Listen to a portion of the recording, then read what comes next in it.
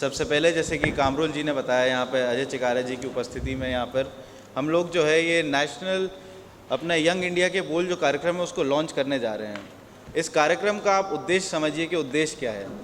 जैसा कि हम देख रहे हैं कि निरंतर जो है बेरोज़गारी बढ़ती जा रही है देश में। सिर्फ़ और सिर्फ आप देखेंगे, कोई भी अगर आप देखेंगे न्यूज़ चैनल पे या कहीं पर भी, तो एक तरीके से ऐसा लगता है कि स्पॉन्सर्ड न्यूज़ चल रही है। न्यूज़ वो दिखाते हैं लेकिन जो अति महत्वपूर्ण न्यूज़ होती हैं वो कहीं ना कहीं दब जाती हैं। और इसी कारण से आप देख रहे हैं कि जो प्रेस फ्रीडम इंडेक्स में भारत की जो स्थिति है वो 180 में से 142 पे पायदान पर आ गई है, जो कभी 110 या 108 और कभी 96 पे होती थी।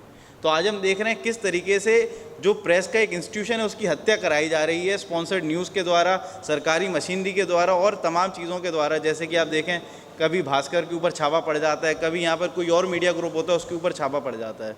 तो ये जो प्लेटफॉर्म रहेगा, ये यहाँ पर जो लोग हैं जो रुष्ट हो चुके हैं एक तरीके से सरकार से, उसकी नीतियों से, उनको बोलने का एक मौका दिया जाएगा।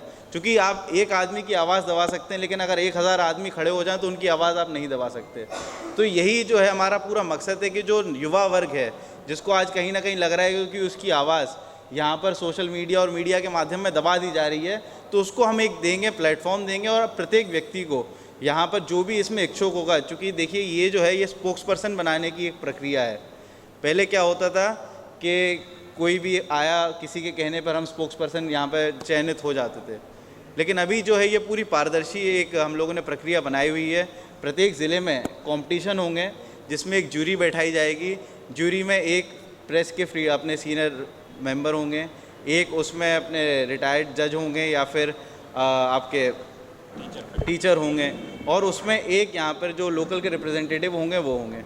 तो उन तीनों के द्वारा यहाँ पर एक पूरा चयन होगा और उस चयन में जो लोग भी आएंगे, और इसमें एक चीज़ का हमने ख़ास तौर पे ध्यान रखा है कि उसमें रिप्रेजेंटेशन नहीं होता था। कई बार हम देखते हैं कि महिलाओं की आवाज़ दबा दी जाती थी या फिर जो अंडर प्रिविलेज्ड बैकग्राउंड से आते थे लोग, उनको एक तरीके से सामना करना पड़ता था मुश्किलों का। तो उसके लिए हम लोगों ने प्रत्येक ज़िले में अगर 5 चयनित होंगे स्पोक्स पर्सन, तो एक महिला और एक SC ST को हम लोगों ने वहाँ पर मैंडेटरी कराया है कि आप उनको बनाइएगा। और इसी तरीके से जो लोग यहाँ पर चयनित होंगे वो ऊपर स्टेट में जाएंगे। तो ये पूरी प्रक्रिया है जो हम लोग अभी यहाँ पर लॉन्च करने जा रहे हैं। और कोई अभी आप लोगों के इससे संबंधित सवाल हो या फिर कुछ भी हो तो आप पूछ सकते हैं। सभी प्रेस के साथियों का धन्यवाद। आज की इस प्रेस वार्ता के 2 जो मुख्य बिंदु थे,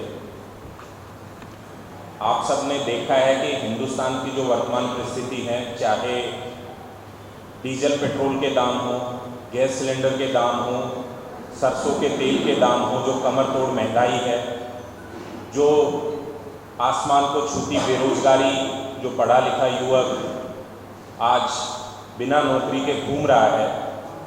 केंद्र की सरकार ने वादा किया था कि 2 करोड़ नौकरियां हर साल देंगे, और आसाम की गवर्नमेंट ने वादा किया था कि 25 लाख नौकरियां वो आसाम के युवाओं को देंगे। अपने ही वादे से मुकर कर आजकल वो कह रहे हैं कि 1 लाख नौकरी देंगे।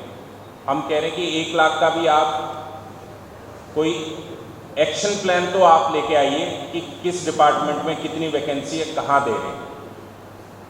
चाहे डेमोक्रेसी को ख़त्म करने की बात हो, प्रेस के ऊपर छापे चल रहे हैं, MLO को प्रेशर से इलेक्टेड रिप्रेजेंटेटिव्स को धनबल के माध्यम से अपनी तरफ खींचा जा रहा है, उसको लेकर इंडियन यूथ कांग्रेस एक प्लेटफॉर्म दे रही है पूरे इंडिया के यूथ को कि वो अपनी आवाज़ उठाएं।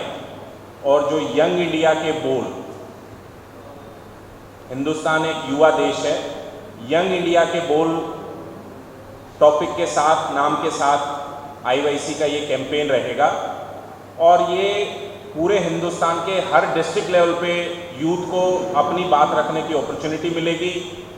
ऑफलाइन ऑनलाइन दोनों मोड से हमारे कंपटीशन चलेंगे, और उसके बाद 14 नवंबर को इसका फाइनल जो रहेगा वो दिल्ली में नेहरू जी के जन्मदिवस के उपलक्ष्य में किया जाएगा, जिसमें आसाम से भी जो अच्छे लोग जो डिस्ट्रिक्ट और स्टेट लेवल से निकल के आएंगे, वहाँ उनका नेशनल लीडरशिप के सामने रिप्रेजेंटेशन रहेगा। यंग इंडिया बोल कार्यक्रम का जो मुख्य उद्देश्य है कि आज हिंदुस्तान के हर कोने में आवाज़ को दबाया जा रहा है, मैं दिल्ली से आया हूँ, गौरव भाई यूपी से आए हैं। दिल्ली के चारों तरफ लाखों किसान 1 साल से बैठे हैं, उनकी आवाज़ को दबाया जा रहा है। जो स्टूडेंट्स हैं, 2 साल से कोरोना मिसमैनेजमेंट में उनकी पढ़ाई की कोई दिशा नहीं है। मेडिकल और इंजीनियरिंग के स्टूडेंट्स को बिना किसी प्रैक्टिकल के आगे की पढ़ाई उनकी अंधकार में नज़र आ रही है। और जो बेरोजगारी है वो तो आप देख ही रहे हैं, आपका रोज़ समाज से नाता रहता है। महंगाई, आप सब वाहन भी यूज़ करते हैं, किस रेट पर पेट्रोल डीजल डलवाते हैं, किस रेट पे आपके घर में सिलेंडर आता है, किस रेट पे सरसों का तेल आता है। तो उस बात को उठाने का माध्यम इंडियन यूथ कांग्रेस युवाओं को दे रही है और ये कैंपेन ना होकर एक आंदोलन का रूप बनेगा। हिंदुस्तान के कोने कोने से युवा इस बात को मुखर रूप से उठाएंगे और हम उम्मीद करते हैं कि जब देश का युवा जागेगा तो इस देश की समस्याओं को सही जगह पर सुना भी जाएगा और सरकार मजबूर भी होगी युवाओं की आवाज़ सुनने को। तो आप सब ने हमारे कार्यक्रम को कवर किया, उसके लिए मैं धन्यवाद कहता हूं। और आपकी तरफ से अगर यूथ कांग्रेस के इस कार्यक्रम के प्रति कोई सवाल है तो आप रख सकते हैं। धन्यवाद। শেষত আৰু এটা বিষয় লৈ 2 মিনিট মই ক'বলৈ বিচাৰিছোঁ। ইতিমধ্যে আপোনালোকে সকলো গম পায় যে যোৱা 2-3 দিন ধৰি এটা বিষয় ওলাইছে যে শেহতীয়াকৈ যিখন টেটৰ এডভাৰটাইজমেণ্ট ওলাইছে তাত দেখা গৈছে যে 7খন ৰাজ্য ক্ষমা কৰিব, 7খন জিলা তাত অন্তৰ্ভুক্ত কৰা হোৱা নাই। কৰিমগঞ্জ, হাইলাকান্দি, ধুবুৰী, বৰপেটা, গোৱালপাৰা, বজালী আৰু চাউথ চালমাৰা। তাত বিৰোধীৰ কিছু মানুহে, বিশেষকৈ আমি দেখিছোঁ এজন বিধায়কে UDFে যেতিয়া প্ৰশ্নটো উত্থাপন কৰিলে আৰু মুখ্যমন্ত্ৰী ডাঙৰীয়াক যেতিয়া প্ৰশ্ন কৰা হ'ল তেতিয়া তেওঁ ক'লে, মুখ্যমন্ত্ৰী ডাঙৰীয়াই ক'লে যে অসমত কোনো ধৰণৰ ধৰ্মৰ ভিত্তিত যদি কোনে অসম যদি ভাগ ভাগ কৰিছে তেতিয়া তেওঁলোক হিমন্ত বিশ্ব শৰ্মা ডাঙৰীয়া বিজেপিয়ে সেইটো প্ৰতিবাদ কৰিব আৰু প্ৰতিহিত কৰিব। হিমন্ত বিশ্ব শৰ্মা ডাঙৰীয়া আমাৰ প্ৰশ্ন যে যোৱা নিৰ্বাচনৰ আগত বহুবাৰ আমি শুনিছোঁ, হিমন্ত বিশ্ব ডাঙৰীয়াও কৈছে আৰু ৰঞ্জিত দাসেও কৈছে যে ধুবুৰী, বৰপেটা, গোৱালপাৰা, হাইলাকান্দি এইবিলাক জিলাত গ'লে তেওঁলোকৰ মনত ভাল, তেওঁলোক সেই জেগাখিনিত গ'লে তেওঁলোক বেয়া পায়। আমি কোৱা কথা নহয়, হিমন্ত বিশ্ব শৰ্মা ডাঙৰীয়াই কোৱা কথা। গতিকে হিমন্ত বিশ্ব শৰ্মাই যে ধুবুৰী, বৰপেটা, গোৱালপাৰা, হাইলাকান্দি গ'লে যে তেওঁ মনত যে বেয়া পায়, সেই বেয়া পোৱাৰ কাৰণে সেই জিলাকেইখন বাদ পৰিল নেকি? তেওঁ যে কৈছে আমি ধৰ্মভিত্তিত ভাগ কৰিব বিচৰা নাই, আমি ভাল পাইছোঁ, কিন্তু তেওঁ কথা আৰু কামৰ মিল নাই।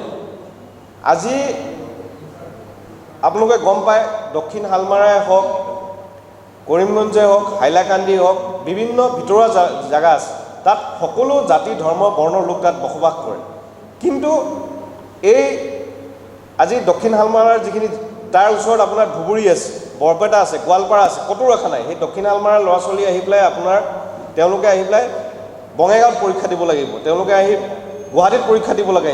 গতিকে এই পৰিস্থিতি তেওঁ কিহৰ কাৰণে কৰিলে? আজি তেওঁ যিটো ক'ভিডৰ কথা ক'লে যে ক'ভিডৰ কাৰণে তেওঁ এইটো কৈছে, কিন্তু ক'ভিডৰ যদি আপুনি সংখ্যাটো চায় তেতিয়াহ'লে গোটেই অসমত আপোনালোকে চাব যে এই যে 7খন জিলা তেওঁলোকে বাদ পৰিছে, এই 7খন জিলাত যে অসমৰ ভিতৰত আটাইতকৈ বেছি ক'ভিড তাত সংখ্যা সেইটোক নহয়, আনকি যিখিনি জিলাত য'ত পৰীক্ষা হ'ব তাত বেছি ক'ভিড আছে আমি দেখিছোঁ। কিন্তু কিহৰ কাৰণে এইটো কৰা হ'ল? গতিকে হিমন্ত বিশ্ব শৰ্মা ডাঙৰীয়াই যিটো কৈছে যে আমি ধৰ্মৰ ভিত্তিত আমি কেতিয়াও এইটো হ'বলৈ নিদিওঁ, কিন্তু তেওঁ কথা আৰু কামৰ মিল নাই। গতিকে মই তেওঁক প্ৰত্যাহ্বান জনাইছোঁ যে কিহৰ কাৰণে এই 7খন জিলা বাদ দিয়া হ'ল, সঁচা অৰ্থটো যাতে তেওঁলোকে কয়। ধন্যবাদ।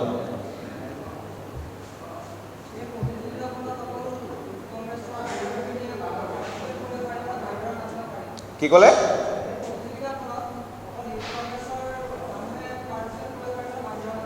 কংগ্ৰেছৰ আইডিঅলজিত বিলিভ কৰা মানুহে যোনে বিজেপিৰ যি ভাঙোনমুখী যি ৰাজনীতি, সেই ৰাজনীতিটো যোনে প্ৰতিহিত কৰিব বিচাৰিছে সকলোৱে পাৰিব অপেন।